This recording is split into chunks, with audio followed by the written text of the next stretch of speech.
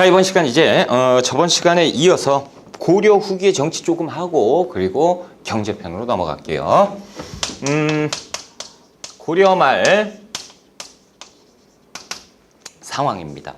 자, 국제 정세가 우리가 이제 저번 시간에 이렇게 했죠. 이제 원과 명나라가 이제 선전포고를 한 상황에서 공민왕이 개혁 정치를 했는데 이 공민왕의 개혁 정치가 성공하지 못하고 실패하고 끝났다. 그리고 홍건적의 침입과 그리고 외구의 침략이 들어서면서 누구 신흥 무인 세력이 등장을 했다까지 제가 이제 말씀드렸어요. 그렇죠? 신흥 무인 세력. 자, 신흥 무인과 그리고 당시에 또 누가 있었어요? 신진사대부. 그리고 또 누가 있었죠? 권문세족. 지금 경제력으로 봤을 때는 누가 제일 우세합니까? 권문세족이 가장 우세하지요. 제일 약한 세력은 이제 신진사대부고, 무력은 뭐 말할 것도 없이, 그렇죠? 요런 상황인데, 권문세력, 권문세족. 자, 신진사대부 이렇게 돼 있습니다. 자, 공민왕이 살해된 다음에 그리고 고려에는 우왕이 등극을 하게 되는데요. 자, 여기에서 이제 신흥 무인 세력은 이 최영과 이성계가 있어요. 대표적으로 최영과 이성계가 있는데 이때 이제 문제가 생기는 거죠. 원명교체기에서 이걸 원명교체기라고 해요. 그런데 이제 명나라가 승기를 잡았습니다. 명나라가 중원에 이제 패자가 됐고요. 저쪽으로 원나라가 쫓겨나서 저 위쪽에 북원이라고 해서 무리만 남게 돼버립니다. 그러니까 이런 상황에서 그 명나라는 국제 질서를 다시 확립할 필요가 있어요. 그러다 보니까 이 명나라에서 봤을 때 이 고려라는 나라가 웃기는 나라거든요. 내가 지금 정신이 없고 그래서 우리 땅을 찾았는데 그러고 나서 봤더니 우리 땅을 또 먹었어. 그렇죠? 명나라 입장에서 봤을 때 니들 땅은 여기까지인데 왜 여기까지 올라왔냐라는 얘기를 할 수가 있게 되지 않겠습니까? 그러니까 명나라에서요. 자, 이 천령 이북 땅 있잖아요. 이 천령 이북 땅을 내놔라라고 통보를 합니다. 부탁을 하는 것도 아니고 통보를 해요. 그래서 천령 위를 설치해서 이런 건물을 하나 설치해서 여기를 내가 다스리겠다라고 얘기를 하거든요. 그러니까 우왕이 여기에서 이건 뭔 소리야? 이거 어떻게 해야 되죠? 라고 누구한테 물어봐요? 무인 세력. 이 국방 문제잖아요. 군사 문제니까 물어봤단 말이죠. 당시에 최영의 아버지가 했던 얘기가 있죠. 최영의 아버지가 유언을 남겼으니 황금보기를 돌같이 해라 라고 얘기를 했단 말이죠. 충 빼면 시체인 사람이 최영이고요. 당시에 최영은 이제 50세가 넘은 이제 40세가 넘은 이제 할아버지예요. 그래서 이 기성 세력이고요. 이성계는 젊은 장수지요. 젊은 장수, 혈기 왕성한 장수고 이렇게 이제 돼 있는데 이때 이제 어떻게 했으면 좋겠습니까? 라고 했더니 최영은 뭐라고 얘기하죠? 저놈들을 지금 쳐야 된다라는 거죠. 명나라 저놈들 지금 쳐버리겠다라고 해서 1차적으로 요동을 쳐야 된다라는 요동 정벌론을 내세워요. 이성계가 펄쩍 뛰죠. 아니 되옵니다. 라고 해서 불가하다라는 불가론을 내세웁니다. 이렇게 되니까 우왕은 가만히 있어보자. 이거 어떻게 하지? 근데 최영이 얘기했던 요동 정벌을 단행하시오라고 얘기를 합니다. 자, 이유는 왜 그러냐면 사적으로 볼 때 최영의 딸을 우왕에게 시집을 보냈어요. 다시 얘기해서 우왕의 장인이 최영이에요. 그러니까 이제 장인이 그러자고 했더니 사위가 하십시오 이렇게 되겠죠. 이성계는요 당시에 북방의 사정을 누구보다 훤히 꿰뚫고 있거든요. 그러니까 저런 대국을 건드려서 소국이 대국을 치는 것은 말도 안 된다. 그리고 지금 장마철인데 활 시위가 늘어나가지고 가가지고 쏘면 명중률이 떨어진다는 거죠. 그리고 이 아래 외구가 침범하고 있는데 우리가 군사를 위로 올리면 외구가 쳐들어올 때 어떻게 할 것이냐. 그리고 이제 농번기인데 그 백성들을 동원하는 것은 옳지 않다. 안 그래도 전쟁에 지금 지친 백성들 안 된다. 그렇게 이제 사불가론을 얘기를 했지만 이제 묻혀버리고요. 그래서 결국에는 이제 최영이 총 사령관이 돼서 이성계와 조민수 장수를 끌고 그리고 세계 부대를 부대를 나눠서 이제 요동정벌 가게 되는 거예요. 자, 이렇게 갔을 때 이제 갑니다. 가는데 개경에서 출발해서 평양성으로 옮겨서 평양에서 이제 진도 지휘하고 작전 계획하고 야, 니들 먼저 가라. 그래서 이성계 부대와 조민수 부대가 먼저 갑니다. 그런데 최영 부대는 안 따라와요. 이유는 왜 그러냐면 우왕이 잡고 있어요. 장인께서 가시면 어떡합니까? 저 공민왕 못 봤어요? 공민왕도 자기 호위무사가 없으니까 바로 살해당하는데 이런 때 최영 장인어른이 저를 지켜주셔야죠. 뭐 이러고. 근데 이성계와 조민수 장군의 부대는 벌써 압록강까지 갔습니다. 이쪽에 보면 압록강이 있는데요. 이 압록강에 이 섬이 하나 있습니다. 이것이 무엇이냐면 그 유명한 위화도다라는 거죠. 이 위화도에서 진을 치고 기다리고 있는데 그때 비가 엄청나게 쏟아져요. 그러니까 이제 거기에서 진을 치고 기다리자 라고 하면서 대기하고 있는데 이때 행군과 뭐 하여튼 뭐 군사들이 다 지쳤거든. 고려군이 다 지쳐 있는 상황에서 더 이상 진격하는 건 안 된다. 윗동네 명나라인데 여길 넘어가는 순간 이건 전쟁이다. 그러니까 총사령관이 와야 되니까 기다리자 그랬는데 최영이 얘기를 합니다. 빨리 진격하시오. 뭐 하고 있어? 빨리 진격하시오. 그러니까 이제 이거 어떻게 해요? 그러니까 이성계가 다시 상소문을 보내요. 우왕에게 이 사불가로는 다시 얘기하죠. 아니되옵니다. 그리고 지금 애들이 다 지쳤고 군사가 부상당한 군사 한둘이 아니다. 그런데 지금 비도 오는데 여기서 진격하면 우리는 100점 100패다라고 얘기를 하니까 우왕이 안 되겠다라는 거지. 그래서 너 영모냐 이렇게 하면서 영모 막 이런 분위기로 가요. 그러니까 이성계가 거기서 이건 안 되겠다. 도저히 안 되겠다. 자, 군사를 돌리자라고 하는 위화도에서 해군 명령을 내려버리는 거죠. 이때 당시에 고려 군대는 이성계 고려군은 엄청나게 지금 좋아하지요. 왜 그렇습니까? 넘어가면 당연히 깨져요. 그 상황은요. 군사 3명 중에 조금 뭐라고 할까? 조금 거짓말 조금 보태면 군사 3명 중에 2명은 부상이에요. 여기에서 이제 강 넘어가는데 여기 도하한다고 강 다리 만들죠. 그러면서 거기에서 쓸려 내려간 병사들도 대다수고 가면서 다치고 이런 게 되게 많았거든요. 근데 저 엄청난 대국을 지금 건너가서 이 상태로 전쟁을 하는 건 무리죠. 그런데 이제 집으로 가자라고 얘기하니까 하는 거죠. 이 소식을 접한 우왕과 최영은 저 진짜 영모구나. 저것들이 지금 군대를 몰고 어디 지금 왕한테 와서 뭘 어쩌자는 거냐라고 하면서 대치 상황이 돼요. 그러니까 고려 이성계군이 내려왔을 때 이 최영은 어쩔 수 없죠. 왕을 지금 버텨야 되잖아요. 왕을 지켜야 돼요. 그러니까 이런 상황이 돼버리는 거예요. 이게 말이 됩니까? 우리끼리 싸우고 있으니. 그러니까 이제 이성계가 거기에서 이 안에 있는 고려군을 회유하죠. 니들 우리랑 똑같다. 니들이 뭐 화를 쏘게 되면 우린 그냥 맞을 것이다. 그러면서 이런 몇 번 전투를 했지만 이제 회유로 바뀌어요. 그러니까 이제 성문이 열리고 최영 장군은 체포가 되고요. 결국에 우왕도 끌어내려지게 되는 것이고 최영도 처형돼요. 이렇게 되면서 이성계가 실권을 잡아버리죠. 자, 그러면서 이성계가 실권 잡고 이 우왕을 내리고 창왕이라는 왕을 옹립합니다. 창왕이라는 왕을 옹립하고요. 이때 이제 신진사대부와 권문세족은 말다툼 계속하고 있는 거죠. 잘했다 못했다 막. 그런데 어쩔 수 없이 이성계는 정권을 잡았으니까 그렇죠.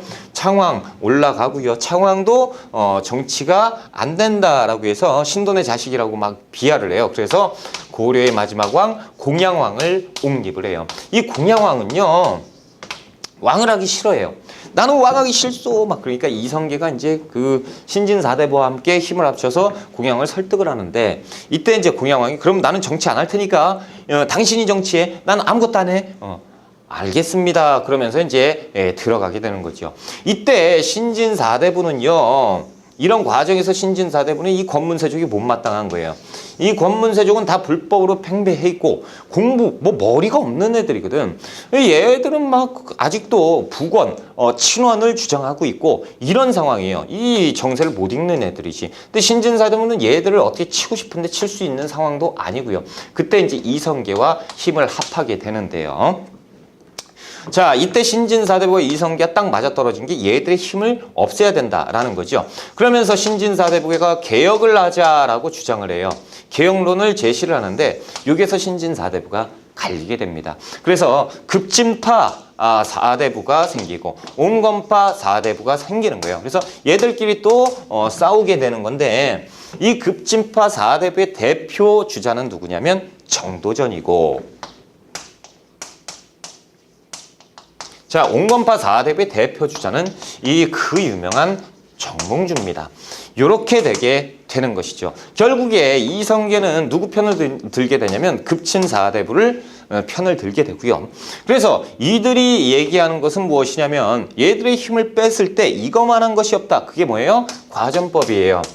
토지제도를 변화시키자라는 거죠. 과전법이라고 하는 것은 무엇이냐면 북한이에요. 일종의 쉽게 얘기하면 북한처럼 싹 다 몰수해라. 싹 다 몰수 토지를 내서 다시 인원수에 맞게끔 골고루 분배를 하자라는 거죠. 그러면 지금 머릿수는 누가 많아요? 신진사대부가 훨씬 많아요. 권문세족은 적어요. 그런데 경제력은 얘가 훨씬 많거든. 근데 이것을 시행하게 되면 누가 이깁니까? 이것은 한순간에 신진사대부가 우위를 점하게 되게 되는 거죠.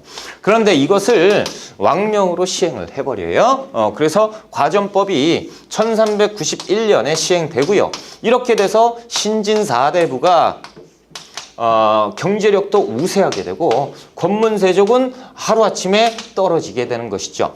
그리고 이 신진사대부는 이제 이성계와 함께 힘을 합쳐서요 설득을 하죠. 이성계 계속 설득을 하고 그래서 신진사대부가 드디어 공양왕을 내치고요 이성계를 왕으로 앉히니 그것이 조선이라는 나라가 돼버리는 것이다 라는 것이죠. 그래서 1년 뒤에 1392년에 조선이 개창되는 것이다.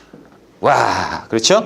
이렇게 되는 겁니다. 그래서 책에서 보시면 위화도 해군 나오고 그리고 과전법이 나오는데 이 과전법에 대해서 경제편에서도 시험 문제 많이 나옵니다. 그래서 이 과전법은 공양왕 때 시행하고요. 이것의 다른 이름은 뭐냐면 이걸 왜 시행했죠? 결국에 신진사대부의 힘을 키워주기 위해서 시행한 거잖아요. 다른 이름은 신진사대부의 경제적 기반 마련을 위한 것이다 라는 이름으로 표현으로 선택지에 무수히 많이 나오니까요. 그것을 알아두세요. 자, 이제 우리는 페이지를 싹 넘어가서요. 134쪽입니다. 드디어 제가 칠판에 조선이라는 단어를 썼어요. 조선. 아주 이때만 되면 기분이 조금 마음이 놓여. 왜? 이제 조선까지 왔구나라는 거죠. 그런데 조선을 들어가기 전에 우리가 정리할 건 싹 다 정리해야죠. 고려에 대한 마무리를 줘야 돼요. 그래서 고려의 경제, 사회, 그리고 문화편까지 싹 다 해야 마무리가 되겠죠. 그래서 고려의 경제편으로 갑시다. 자, 고려의 경제편입니다. 134쪽이고요. 고려의 경제에서도 나올 거는 정해져 있으니까요. 저하고 같이 가봅시다. 자, 고려의 첫 번째 고려의 경제정책 134쪽. 첫 번째 농업 중심의 산업발전이지요. 일단 조선도 마찬가지고요. 농업을 배제한 나라는 없어요. 농업이 최우선 국가입니다. 산업발전 동그라미 1번 농업진흥이지요. 그래서 당시에 개간한 땅에 대해서는 일정 기간 면세도 해줘요. 그러니까 세금을 안 내게 해주니까 개간을 많이 장려하는 것이지. 자, 두 번째 민생 안정정책 당연한 것이고요. 세 번째 상업도 장려를 합니다. 그래서 개경이라는 곳에 수도에 시전이라는 시장이죠. 시장을 또 설치를 하고 그리고 국가에서 직접 운영을 해요. 그래서 국영 점포를 운영합니다. 자, 동그라미 4번의 수공업인데 고려 전기건, 조선 전기건, 고려 후기건, 조선 후기건 마찬가지예요. 전기는 왕권이 탄탄하고 국가의 기반이 탄탄하기 때문에 국가에서 운영합니다. 그래서 관청 수공업이 발전을 하고요. 그리고 후기로 가면 갈수록 국가의 힘이 몰락해버리잖아요. 그렇죠? 그리고 사인의 힘들이 강해져요. 그래서 국가 통제가 못 미친단 말이죠. 그래서 관영수공업 그리고 민영수공업으로 가게 되는 거예요. 자, 그러면 수공업에 보면 맨 끝에 보면 관영수공업인데 먹, 종이, 금, 은 이런 것들 어디에서 맨 끝에 보시면 소에서 그래서 향부곡 소 있죠? 소에서 수공업을 담당했다라는 거지요. 자, 동그라미 5번은 한계가 있어요. 뭡니까? 이들은 자급자족의 생활이란 말이죠. 그러니까 화폐도 부진하고 상업도 뭐 시장을 만들어도 별로 필요성을 못 느끼는 거죠. 그래서 좀 그렇다. 국가재정, 양괄호 2번에 동그라미 1번에 재정도 정비하는데요. 맨 끝에 보시면 토지대장인 양안, 그러니까 이제 땅 문서예요. 20년마다 만들기도 하고, 그리고 호구장부, 호적, 지금도 있잖아요. 호적 등본. 요건 이제 3년마다 정리를 했고요. 재정, 국가재정은 어디에서? 후부나 3사에서 담당을 했고요. 수치체제의 정비입니다. 자, 양괄호 1번에 조세, 곡물 여기 있죠. 조세는 뭡니까? 조세는 생산량의 10분의 1을 납부하는 거예요. 태조 왕건이 일종의 법으로 정해버렸죠. 그래서 이제부터 10분의 1이다. 그래서 지금까지 10%는 1로 오는 거 아닙니까? 그렇죠. 10%. 여러분들이 회사 다니면요. 10% 떼고 떼져요. 그냥 떼집니다. 그러니까 뭐 나는 월급 한 250만 원 받아. 그러면 10% 떼지고 받는다 보시면 돼요. 자, 양괄호 2번의 곡물입니다. 이것은 공납이죠. 특산품인데 매년 내는 상공이 있어요. 그리고 별도로 되는 별공이 있고 그런 게 있다라는 거예요. 우리가 조선 후기 가면 제가 엄청나게 자세하게 설명을 드리니까 그때 자세하게 합시다. 역은요 16세에서 60세까지 남자에게 부과를 했어요. 이걸 장적이라고 하는데 정남 군역과 요역. 요역은 이제 노동력, 그리고 군역은 군대 가는 거죠. 그런데 여러분들이 이제 간과하시면 안 되는 게 이때 평균 수명 40살 정도예요. 그러니까 60살이면 죽을 때까지 해야 되는 거예요. 그러니까 이건 뭐 죽을 때까지 매년 해야 돼요. 여러분들이 얼마나 행복해요. 그렇죠? 우리는 잠깐 갔다 오면 되죠. 요새는 뭐 1년 하고 1년 8개월, 1년 6개월 이렇게, 그리고 뭐 1년 6개월이죠. 1년 6개월 갔다 오면 군 생활이 끝나는데 얼마나 좋아요. 그렇죠? 저는 2년도 넘겠는데. 자, 화이팅! 자, 3번에 토지제도. 하여튼 군대 얘기하면요. 남자들은 할 얘기가 많아요. 그렇죠? 엄청나게 할 얘기가 많습니다. 토지제도. 하지만 여성들은 엄청 싫어하죠. 남학생들은 군대 갔다 와서 축구 얘기하지 마세요. 그것은 이제부터 재미없는 얘기 할 거야 라는 얘기니까. 자, 역분전을 지급했죠. 태조 왕건이 역분전을 개국 공신들에게 지급을 했던 것. 이게 첫 번째 토지제도고요. 우리 그 고려에서는 토지제도 하면 이것만 공부하면 됩니다. 이게 전식과예요. 자, 전식과는요, 두 차례 변동이 있어요. 그래서 시정전식과 개정전식과 경전전식과가 있는데, 이렇게 이제 시정, 이런 것들 외우려면요, 너무 힘들어요. 그러니까 이것을 구분하는 문제는 고급에서 나오고 중급에서는 거의 안 나옵니다. 한두 번 나오는데, 그렇게 나오면 3점이거든요. 이런 건 그냥 틀려버리세요. 자, 이 경종 때 시행하지요. 시정전식과. 예전에 공부했던 거, 그렇죠? 와, 선생님 틀려버리래. 우리는 만점을 맞는 시험이 아니죠. 그래서 걸을 건 걸러야 돼요. 이런 거 하지 마시고 제가 방금 설명드린 이화도해군이라든가 조선이 건국된 순서 이런 걸 외우세요. 차라리 그게 시험 문제에 많이 나오니까. 그렇죠? 안 나올 가능성이 많단 말이죠. 이런 거는. 그런데 전식과라는 것은 시험에 무조건 나옵니다. 자, 전식과 제도는 뭐냐? 일단 전지와 이 시지를 지급한 거예요. 이거 다 토지제도니까 누구에게? 관리에게 지급한 거죠. 자, 전지는 뭐냐라는 거죠. 전지는 일단 곡물을 수취하는 것이 이 전지입니다. 곡물. 그러니까 이제 거기에서 자급자족이니까 이 농사 져가지고 먹고 살아라. 그렇죠? 시지는 뭡니까? 이 시지는요, 땔감이요. 지금은 우리가 이제 가스나 기름을 떼서 보일러를 하지만 그때는 보일러가 나무잖아요. 나무로 떼야 되잖아요. 그러니까 이 땔감. 그래서 곡물 수취하는 것과 땔감 조달하는 두 가지를 같이 줬으니 앞잡아서 전식과라고 부르는 겁니다. 그리고 여기에서 착각하시면 안 되는 거는 이 땅을 줬다고 하니까 소유권을 준 거 아니냐라고 하시는 분들이 계세요. 아니에요. 소유권이 아니고 수조권입니다. 수조권이 뭔지는 설명을 드렸죠. 조세수취권이에요. 조세수취권만 갖게 되는 것이 전식과다라는 거예요. 자, 한 페이지 넘어갑시다. 135쪽인데요. 전식과의 종류를 좀 볼 필요가 있다는 거죠. 기업권의 과전, 과전은요, 뭐냐라는 거예요. 과전. 일단 그 관직의 관품에 맞게끔 거기에 대한 그 대가를 지급하는 것이 과전입니다. 지금 보면 이제 공무원 급수에 맞춰서 호봉수에 맞춰서 월급을 지급하는 것처럼 이렇게 지급하는 것이 과전이고요. 한인전이 있어요. 유품 이하 하급 관료에게 관직에 오르지 못한 사람, 그러니까 이제 임용 대기 상태, 뭐 이렇게 보시면 될 것 같은데. 임용은 했어요. 시험을 봐서 우리가 합격을 했는데 임용 대기가 있어. 그동안은 합격했는데 굶어 죽을 수 있죠. 굶어 죽지 말라고 주는 겁니다. 그렇죠? 구분전은 뭐냐면 입구자를 써요. 입만, 주둥이만 살아있다라는 거죠. 뭐냐면 전쟁에 나갔는데 전쟁에 나가서 죽어버렸어요. 그럼 처자식은 먹고 살 게 없죠. 그러니까 이들 입만 딸린 애들한테 주는 거예요. 군인의 유가족에게 지급한 거죠. 그리고 이제 리을번 보시면 공음전이 있는데 5품 이상의 관료에게 보너스를 준. 그렇죠? 그리고 이제 군인전은 군역의 대가고, 비읍번, 기타의 내장전, 공회전, 사원전, 외역전이 있는데요. 이게 이제 섞어서 한번 나오게 되면 너무 어렵거든요. 그래서, 여기에서 보시면 과전 됐고, 구분전, 한인전, 그리고, 사원전, 외역전, 향리에게 지급한 외역전, 그리고 하나만 더, 왕실경비충당 내장전. 이거 4개만 외우세요.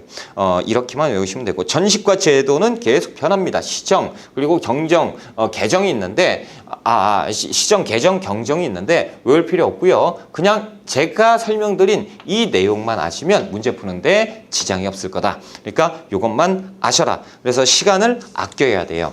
자, 그리고 이 민전이라는 게 있습니다. 민전은 뭐냐면 국가에서 백성에게 지급한 거예요. 백성에게 지급한 토지죠.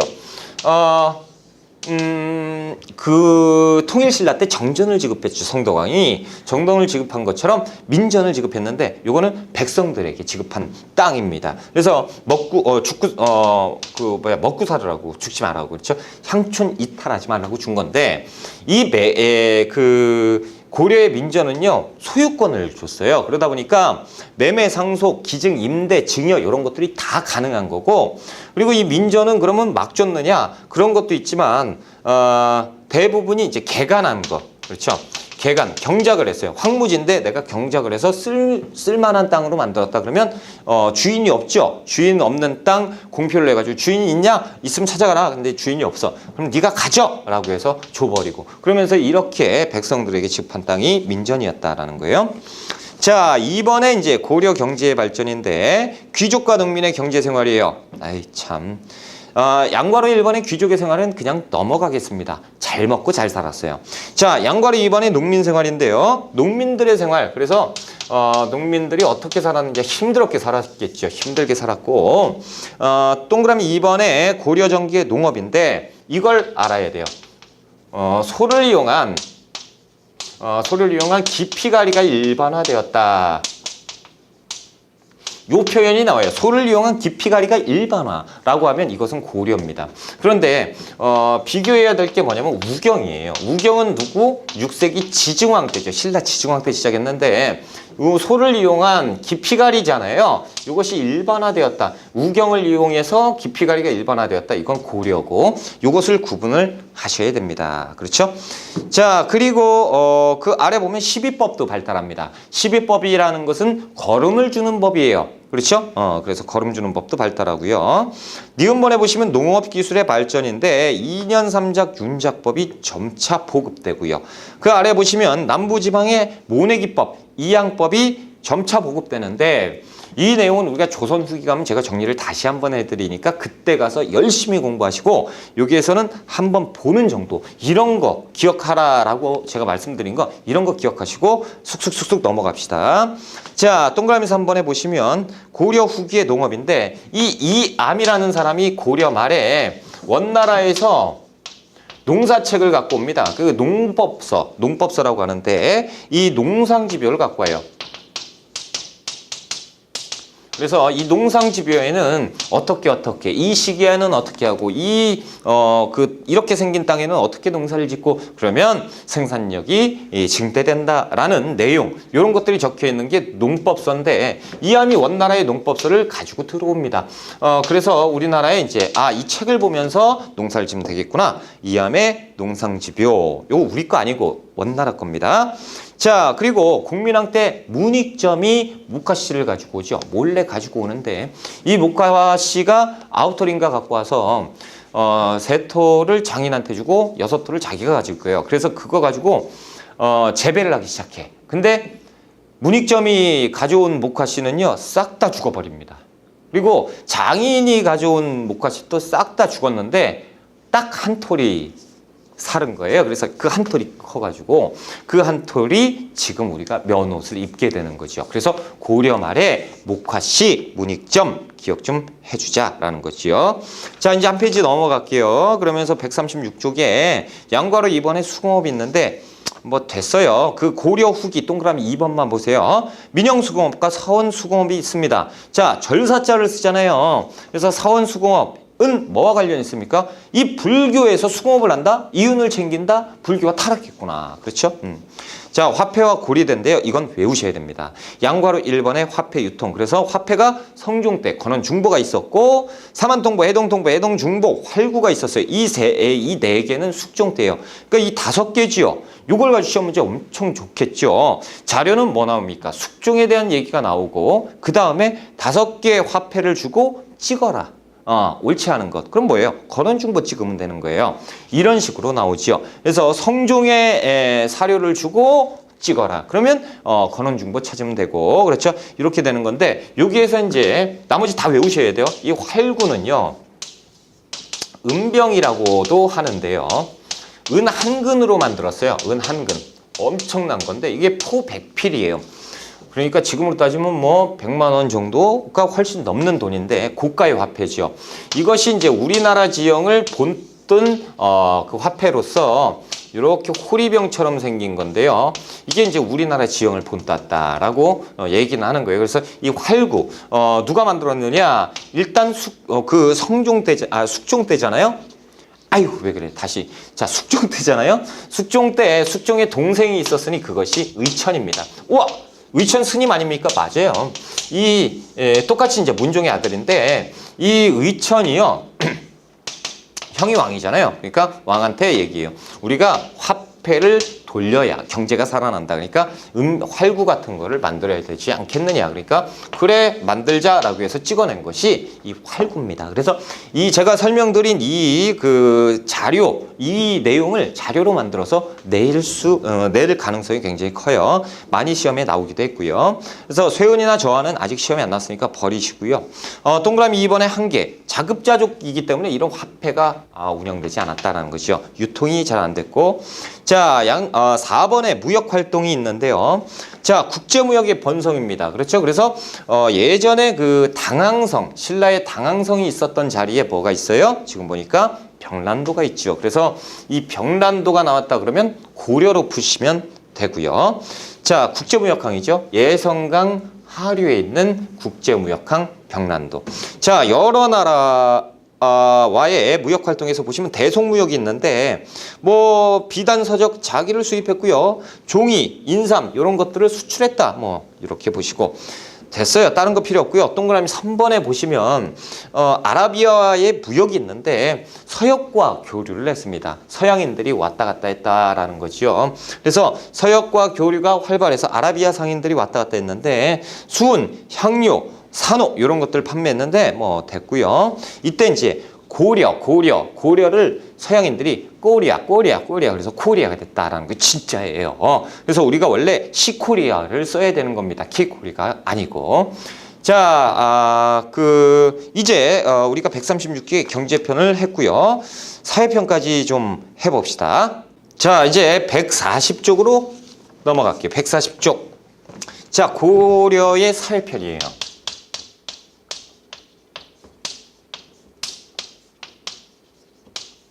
자, 이제 우리가 정치, 경제까지 끝났고 사회편 들어갑니다. 사회편 보시면 그 도표가 있어요. 그렇죠? 매우 중요한 도표인데 이것을 한번 짚고 넘어가자라는 거예요. 자, 고려 건국 초기에 지방오족과 육두품이 건국을 했단 말이죠. 건국을 했습니다. 자, 이들이 점차적으로 어떻게 됩니까? 문벌을 형성해서 성종 때 문벌 귀족으로 가게 되고요. 자, 이 문벌 귀족을 철퇴를 내리쳤으니 그게 누구죠? 그것이 무신들이죠. 그래서 무신 정권이 들어섰다가 이 무신 정권 때 누가 원나라가 몽골 애들이 쳐들어왔죠. 그러니까 이 이후에는 또 뭘로 갑니까? 친원파 권문세족이 등장을 하잖아요. 이 권문세족이 등장을 했고요. 그 다음에 권문세족이 싫다 해서 등장한 세력이 누구예요? 신진사대부지요. 그래서 이 신진사대부가 권문세족을 쳐내고 신흥무인 세력과 함께 힘을 얻어서 조선을 개창했잖아요. 자, 그렇다면 우리가 뭐만 본 겁니까? 중앙 세력만 본 거지요. 이 보세요. 지방오족과 육두품 세력 중에 중앙 다툼에서 권력 다툼에서 밀린 세력이 있으니 지방으로 쫓겨났겠죠.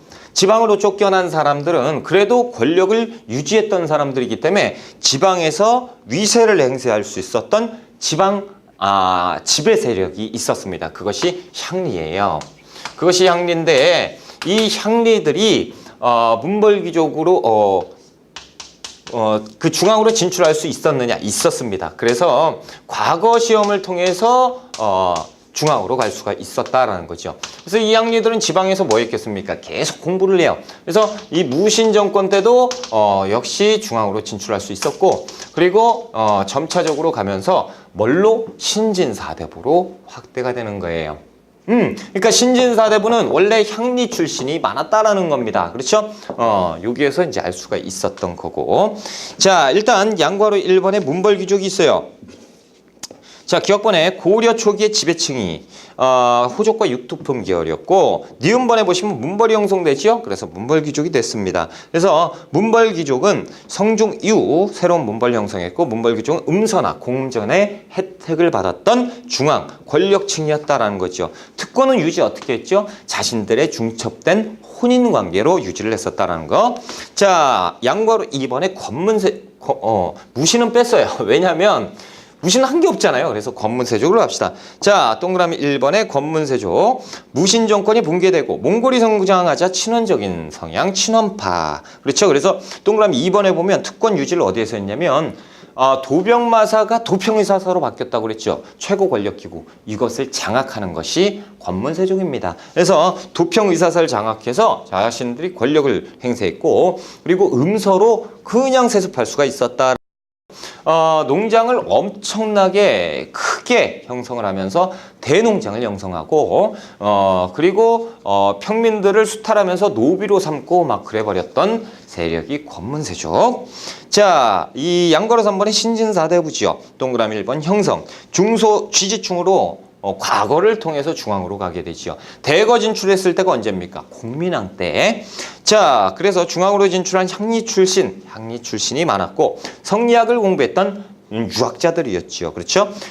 됐습니다. 그리고 2번에 중류층과 양민으로 봅시다. 이것은 뭡니까? 귀족들이죠. 그렇다면 중류층도 있었을 거 아닙니까? 그렇죠? 자, 이제 중류층을 봅시다. 여러분, 이 귀족이 있죠? 그럼 평민이 있어요. 평민이 있는데 이 평민에는 속하지는 않고, 그러니까 평민보단 신분이 높고 이 귀족보단 신분이 낮은 세력이 있었으니 이상하죠. 그래서 애매하니까 중류층이라고 형성이 되는 세력들이 있었습니다. 그것이 그 맨 아래에 있는 양괄호 1번의 중류층. 유형은 잡류, 남반, 향리, 군반, 영리가 있어요. 자, 보세요. 중앙관천의 말단 서리, 이것이 잡류라는 것이고 군중의 실무를 담당해요. 그래서 그 지금 이름이 뭐라고 나 있죠? 남반이라고 돼 있죠. 동반, 서반이 있어요. 동반은 문반이고 문관, 문신, 그리고 서반은 무신이에요. 그 밑에 남반이 있는 거죠. 그래서 얘들은 이제 귀족이라고 보면 얘는 중류층으로 떨어지는 거죠. 우리가 흔히 알고 있는 내시들이 내관이었다. 중류층이었다. 하급 관료, 하급 장교, 지금으로 따지면 뭐 하사, 부사관들 뭐 이 정도 되면 중류층 뭐 이렇게 보시면 되고요. 지방의 역을 담당하는 역리. 그래서 역이라고 하면 말을 바꿔주는 스테이션. 지금 전철역처럼 그렇죠.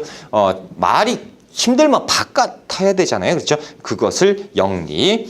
자, 141쪽으로 갑니다. 141쪽에 보시면 동그라미 2번의 역할인데 이들의 역할은 뭡니까? 기술관이죠. 그래서 기술관이고 양민을 실질적으로 행정실무에 담당했던 세력이 중류층이에요. 그래서 양민들에게 세금을 걷는다? 뭐 이런 세력들이 다 중류층이었다라고 보시면 됩니다.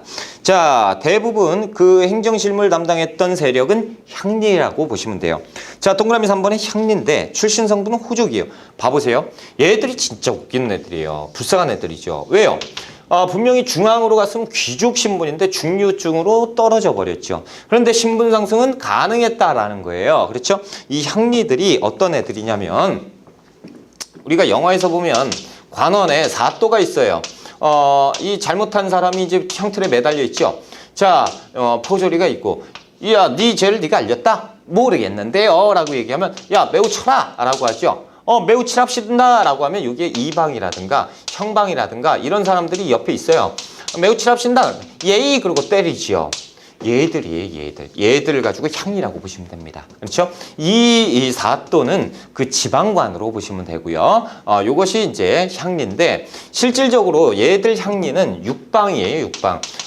조선에 가면 자세히 또 배우는데 향리들이 뭐 하는 겁니까? 중앙에서 육부가 있었죠. 이성 육부가 있었을 때 이 호부에서 뭐 했습니까? 세금을 걷어들였어요. 그러면 여기에 호방이 있겠습니까? 없겠습니까? 있지요. 그럼 얘들이 사또가 야 세금 걷어와. 그러면 얘들이 직접 가서 백성들에게 가서 세금을 걷어서 갖다 주는 역할을 했던 그 지방 행정 실무를 담당했던 향리라고 하는 것입니다. 그렇죠?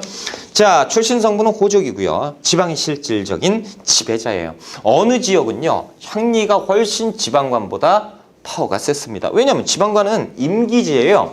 몇 년 있다 가잖아요. 근데 향리는 그냥 토착 세력입니다. 그리고 향리의 특징 좀 보셔야 되는데요. 표로 나타나 있죠. 고려의 상층 향리는 뭐 과거 시험을 봐서 중앙으로 신분이 바뀔 수 있는 세력이고 하층 양리는 지방의 행정신문을 담당했던 행정직입니다. 그러니까 이제 토착돼 버렸으니까 중류로 고착화돼 버렸고요.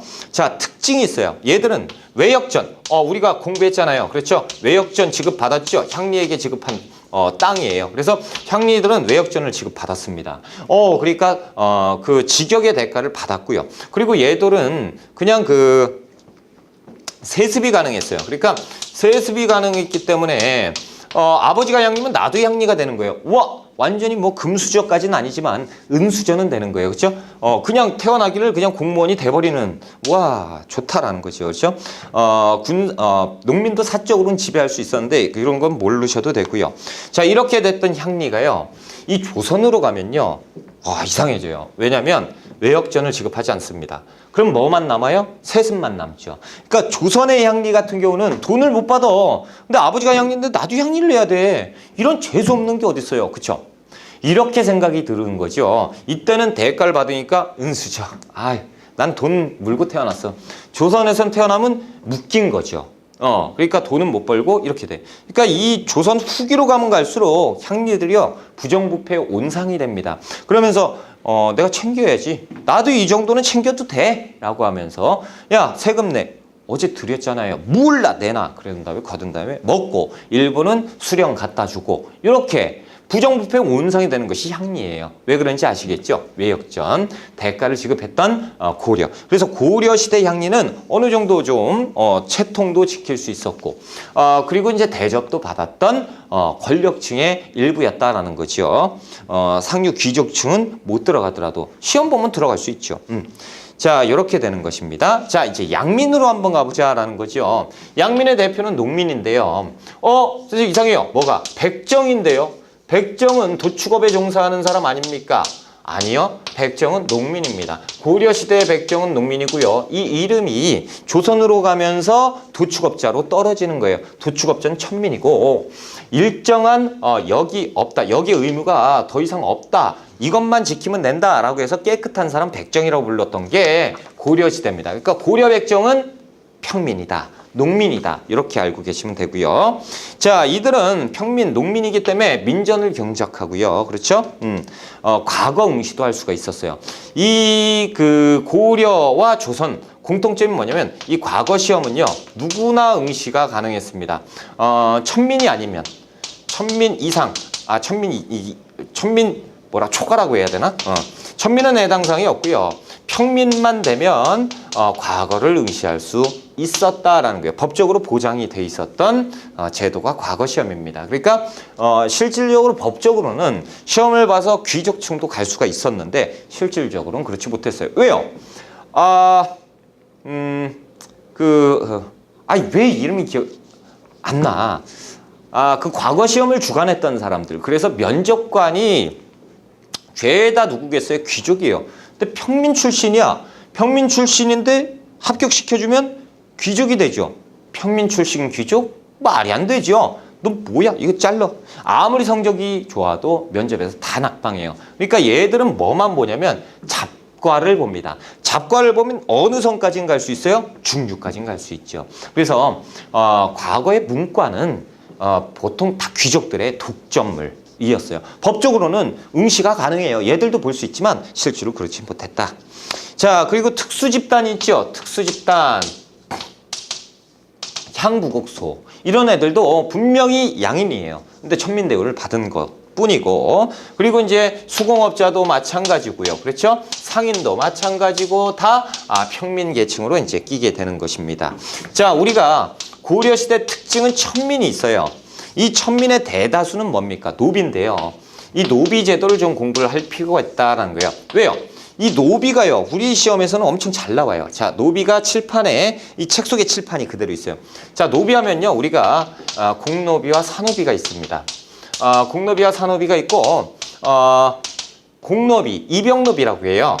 이병노비, 그리고 사노비는 솔거노비, 그리고 외거노비가 있습니다. 이쪽도 외거노비가 있는데 우리가 알고 있는 노비가 뭡니까? 자, 야 돌쇠야, 네, 빨리 마당 쓸어. 돌쇠야 신발 내놔. 그러면 신발 하고, 밥 갖고 와. 그러면 밥 갖고 오고. 이렇게 이제 주인하고 같이 사는 솔거노비죠. 이 솔거노비만 우리가 잘 알고 있다라는 거예요. 그런데 이 이외에 많은 노비들이 있어요. 주인이 사인이에요. 그래서 사노비고, 주인이 국가나 관청이다 말이죠. 그 공노비예요. 그러면 이 관청에서 여봐라, 매우 쳐라, 매우 칠합신다, 막 관원이 있지요. 이 관원에서 소똥 치우고 말똥 치워야 되는 사람들이 있는데, 그 관원에도 더러운 일, 이런 것들 하는 천한 사람들이 있으니 그것이 이병노비입니다. 그래서 이병노비는 관청에서 먹고 자고 하면서 대가를 받아요. 그래서 대가도 받았고, 솔거노비도 대가 받지요. 그런데 특징적인 게 있어요. 이 외거노비라는 놈이 있어요. 이거는 외거, 밖에서 생활하나? 예, 밖에서 생활하는 노비인데요. 얘들은 농사를 지을 수가 있고요. 가정을 꾸릴 수가 있어요. 그리고 재산도 보유할 수가 있고요.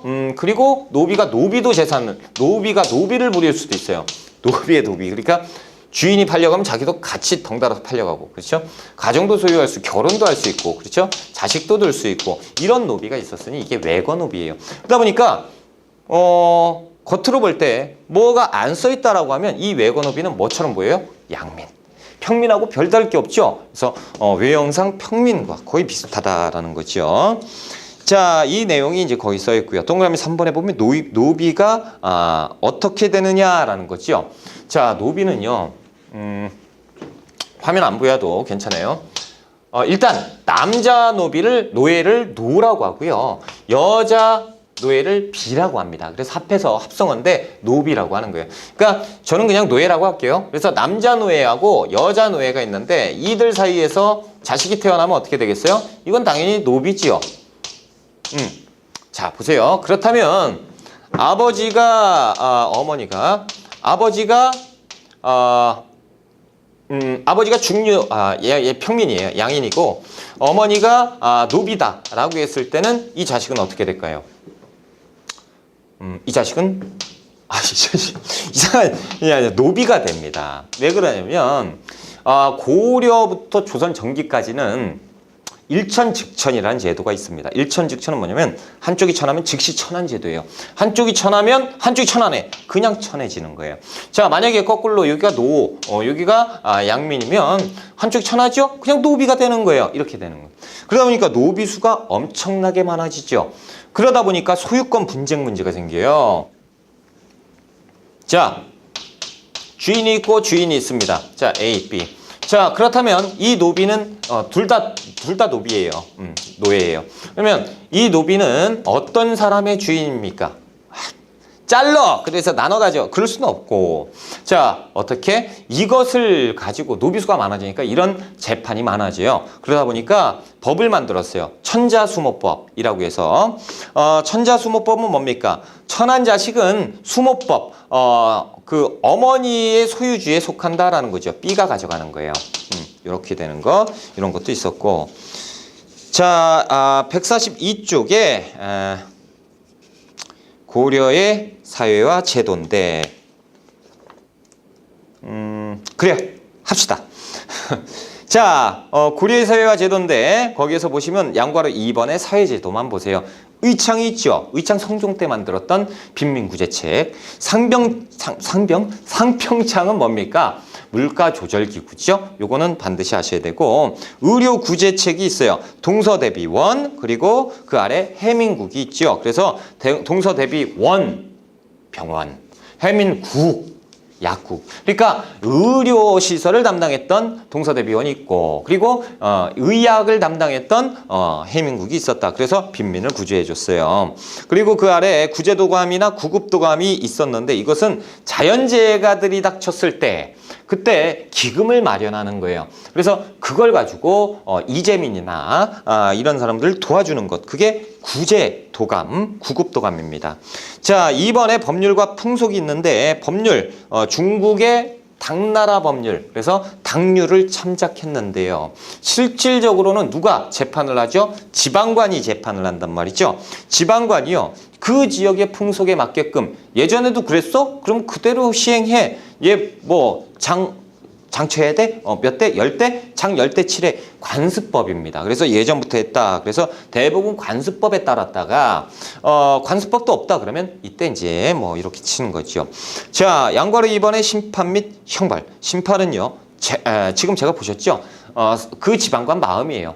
저거 안 되겠는데? 야, 50대 쳐. 사또 그러시면 안 되는데요. 시끄러 쳐야죠. 재량권을 행사할 수 있다라는 거예요. 그리고 그 아래에서 보면 형벌의 종류가 있는데요. 태장도, 유사가 있어요. 그래서 태장도, 태와 장.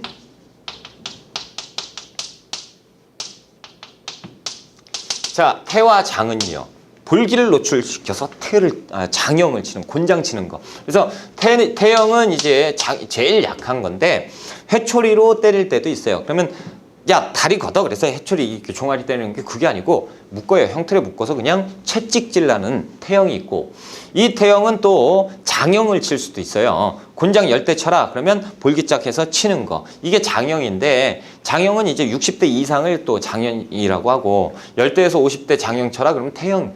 태형은 이제 일단은 두드러 그 채찍으로 때리는 거고, 장형은 이렇게 곤장 치는 거. 이렇게 알고 계시면 되고, 도는 징역형이죠. 몇 년 징역에 처한다. 감옥살이 하는 거고, 유형은 유배, 그리고 사형은 사형, 죽이는 거죠. 그래서 이렇게 나누는데, 자, 여러분, 유배는 누가 됩니까? 이 평민 유배 보내는 거 봤어요? 관리들이죠. 그러다 보니까 유배형과 사형은요, 아무나 할 수 있는 게 아니에요. 이건 중앙에서 치는 거고, 이것은 지방관도 할 수 있는 것이고, 이런 형태였다라는 거죠. 자, 양거로 3번에 향도라는 것이 있어요. 향도. 자, 향도인데요. 이거는 미륵신앙과 관련이 있는 겁니다. 그래서 향도는 뭐냐면 일단 청년들 단체라고 보시면 돼요. 무리 도자를 쓰는데 청년들이요 불교 행사에 참여를 합니다. 그러면 불교 행사에서 미륵부처님을 만나자라고 해서 해변가에다가 향나무를 매장을 해요. 이른바 매향을 하는 거죠. 향나무를 매장하는 거. 그래서 바다가 철썩철썩하면 이 매향을 했던 이 향의 냄새를 맡고 저기에서 미륵부처님이 오실 것이다 라는 거죠. 이 활동을 하는 매향 활동을 했던 무리 도자를 써서 향도라고 부르는 거거든요. 자, 한번 볼게요. 양걸어서 한번 향도인데 동그라미 1번 기원. 김유신의 화랑도, 용화향도라는 이름을 가졌던 이 김유신의 화랑도 이름을 따서 향도라고 기원을 하고 있고요. 그리고 의미, 불교 신앙의 하나지요. 불교입니다. 그래서 매향 활동을 했던 무리였는데, 자, 그 동그라미 3번 역할 뭐 했냐? 보통 이걸 누가 했겠어? 힘 있는 청년들이 했겠죠. 그러니까 마을 청년들이 모여서 하기 시작해요. 그러다 보니까 야, 이것만 하지 말고 우리 동네에 있었던 사찰을 건립을 한다더라. 그래, 가서 도와주자. 이렇게 되는 거죠. 그러면서 맨 처음에는 고려 전기에는 신앙 활동을 했던 무리였는데 점차 후기로 가면요. 마을의 공동체 역할까지 도맡아서 합니다. 그러다 조선으로 가잖아요. 조선으로 가면 이 향도가요. 그냥 마을 청년회로 발전이 돼요. 그래서 이 고려 전기에 신앙 활동을 했었다라는 거. 그래서 고려 후기에 가면서 동네 마을 공동체 역할도 했었다. 이걸 이제 알아두시면 되겠고요. 자, 혼인과 여성의 지위를 한번 봅시다. 고려 시대의 여성의 지위를 한번 볼 필요가 있는데요. 여러분, 여성이라고 하면 어떨 것 같아요? 우리가 예전에 역사하면 여자는 그냥 뭐 남자보다 아래 있는 사람들, 집에만 있어야 되는 사람들, 그거는 조선 후기고요. 고려 시대의 여성의 활동은 뭐 제약이 없었습니다. 그래서 이 고려 시대는요, 남녀 평등 사회다라고 보시면 됩니다. 남녀가 평등한 사회, 지금과 같은 사회다 보시면 되는데요. 일단 여성에 대해서 뭔가 제약이 없습니다. 여성에 대해서 재혼 안 될 것 같죠? 됩니다. 자, 여성이요, 그 호주가 될 수도 있다라는 거죠. 호주가 되고요. 그리고 우리 족보라는 거 있잖아요. 족보에도 기재가 돼요. 그래서 뭐 남녀노소 그런 거 가리지 않습니다. 연령별로 기재가 되고요. 그리고 상속도 균등하게 1:1 상속으로 이제 받게 되고요. 족보가 아니고 호적. 그렇죠? 호적. 왜 그러지?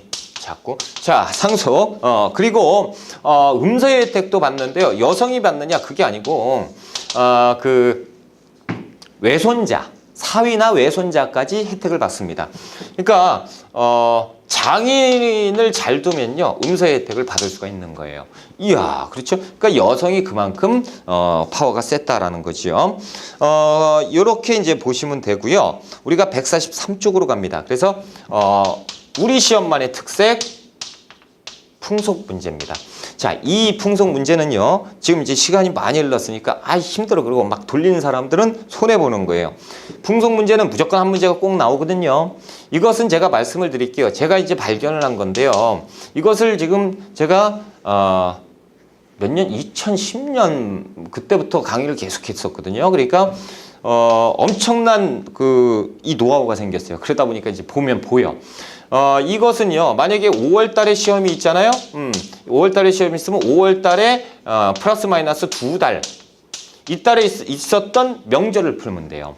12월 달 있죠? 12월 달에 2달.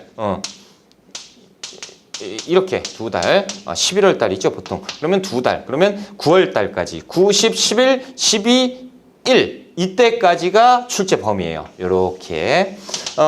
그래서 이제 보통 이제 8월 달 시험 볼 때는 추석이 많이 나오고 뭐 그렇게 되는 거예요.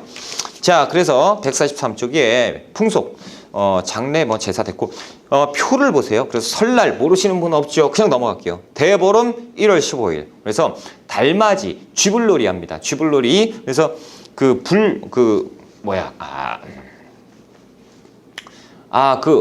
깡통에다가요, 예전에 저도 했어요. 깡통에다가 숯불을 막 집어넣고 그걸 밤에 막 돌려요. 그럼 엄청나게 막 빨간색이 돌잖아요. 그렇죠? 이걸 가지고 지푸라기 막 쌓아놓은 데 있어요. 거기에다 쑥 하고 던지는 겁니다. 그럼 거기에서 불이 막 나죠? 이게 달집 태우기. 요건 쥐불놀이에요. 이게 그 우리나라 명절놀이인데 이걸 지금 했다가는 119 난리 나죠. 그런데 이것은 우리나라 명절 대보름에 있었던 것이다라는 거죠. 그리고 이제 삼진날 3월 3일 날 있었던 거. 강남에 간 제비가 처마 밑에 집을 짓고 산다라고 할 때가 삼진날이에요. 단오는 5월 5일인데 다 음력이에요. 창포에 머리 감기 그리고 이 대추나무 시집 보내기 그리고 그네뛰기 씨름 격구 이런 것들을 했을 때가 이때입니다. 그리고 이제 그 유도 됐고 칠석 7월 7일이에요. 이날은 비가 오는 날이죠. 견우와 진녀가 만나서 비가 온다라는 거죠. 그래서 이때는 칠성맞이 구슬하고요. 밭에다가 제사를 지내고 그리고 여성들은 하늘 보면서 막 기원을 해요. 뭐 바느질 솜씨가 늘었으면 좋겠다라는 거 이런 것들 기원을 했던 때가 칠성날이고 8월 15일 한가위죠. 이게 추석이잖아요. 차례 성묘하고 강강술래 씨름 소싸움하고 송편 만들어 먹고 토랑국 그리고 닭찜도 만들어 먹었었던 때가 추석. 8관에 됐고요. 자, 동지 12월 22일인데 동지는 양력이에요. 그래서 양력 12월 22일은 밤이 가장 긴 날이죠. 그래서 이때는 뭐 먹어요? 팥죽 먹어야죠. 팥죽 먹고 팥을 막 던지는 이런 그 놀이가 있었는데 이게 이제 민족 명절 동지 때 우리가 했던 놀이다. 자, 풍습이다. 한식은요. 동지 지난 다음에 105일째 되는 날이 한식입니다. 이때는 차가운 음식을 먹는 날이에요. 그래서 찬 음식 먹고 조상한테 그 제를 올리고 자, 이번 시간 좀 길었는데 많이 했죠. 경제 사회까지 다 끝냈습니다. 자, 우리가 조금 쉬었다가 문화편 들어갈게요.